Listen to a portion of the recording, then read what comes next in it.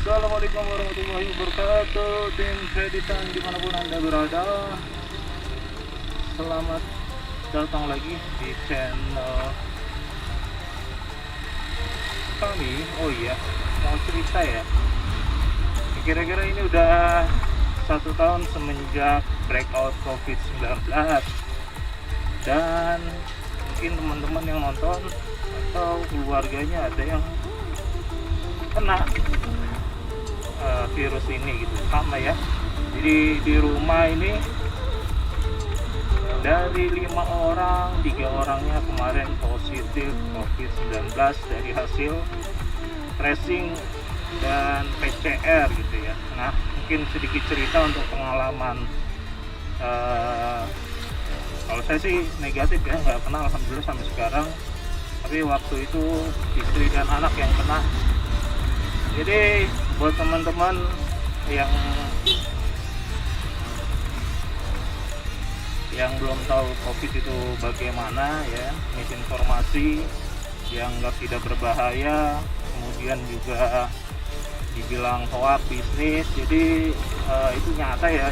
Jadi ada teman-teman kita yang meninggal ya kan, kemarin teman ada yang meninggal, ada yang masih dirawat, ada yang belum masuk kerja karena masih positif terus PCR-nya.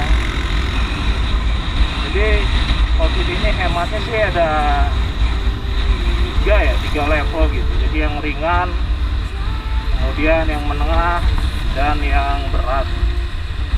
Nah, kebetulan yang di rumah itu kemarin semuanya ringan alhamdulillah. Jadi sebelum hasil PCR-nya keluar itu anehnya itu 3 orang ini semuanya itu berobat gitu ke dokter. Dari mulai istri saya, kemudian 2 anak saya itu berobat semua ke dokter yang positif untuk COVID-19.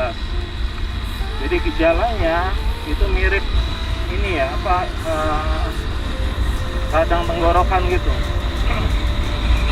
Radang tenggorokan, enak badan kan, sekitar 2 hari 3 hari.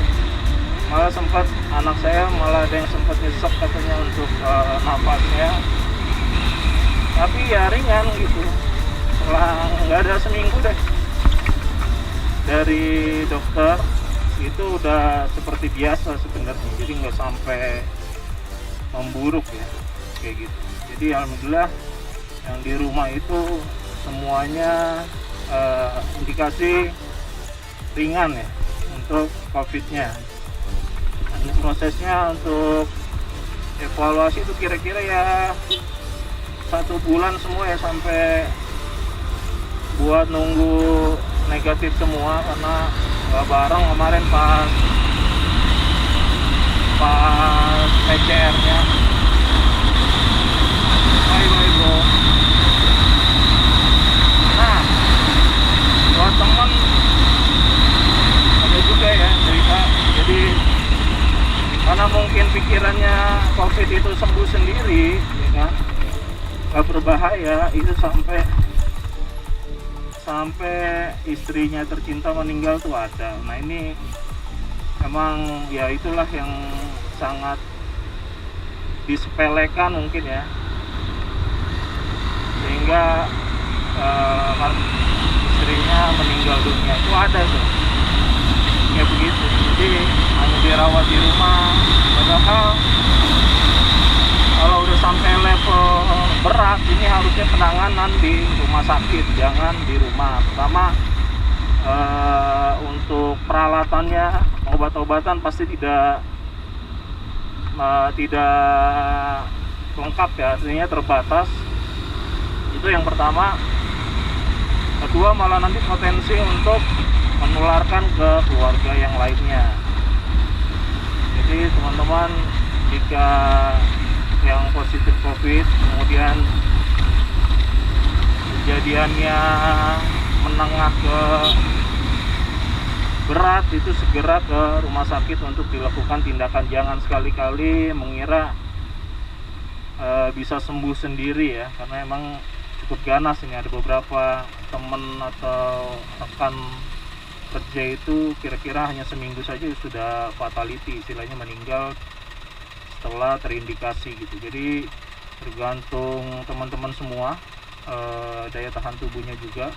Jadi tetap minum vitamin, kemudian juga susu ya, susu beruang kayak apa kayak ya, susu beruang atau susu naga. Yuk kita gas. Jadi itu ceritanya udah setahun nih, ternyata masih belum membaik. Sekolah juga masih pada libur, kerja juga masih belum normal ya. Bayangin kalau kita efeknya COVID ya, nggak boleh masuk kerja.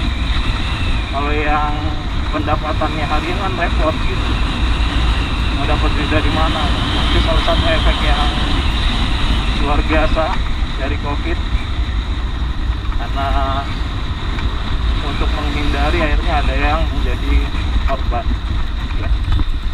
Jadi itu cerita saya, mungkin kalian juga ada cerita tentang pengalaman menghadapi atau terkena COVID, mungkin bisa tulis di komentar. Jadi diingatkan lagi, jangan dianggap enteng ya, karena ini adalah varian virus baru dan sekali lagi belum ada obatnya ya, belum ada obatnya. Jadi obatnya adalah imun kita sendiri, tetap jaga jarak ya, tetap jaga imun,